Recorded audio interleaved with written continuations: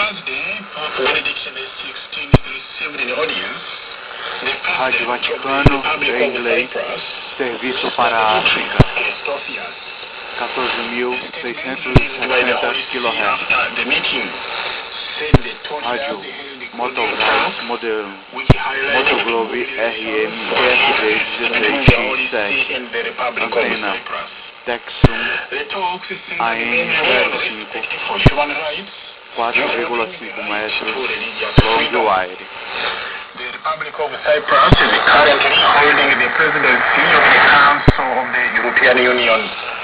For that reason, the Pope and the President Christofias discussed also the situation in Europe and the initiatives for dialogue and peace in the world. In another development, the Synod on the New Evangelization has entered its final stages.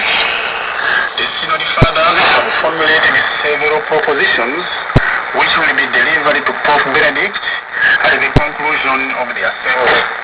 The draft of the final message to the people of God will be presented on Saturday morning. The Synod closes on Sunday, October 28th. The increasing number of sects is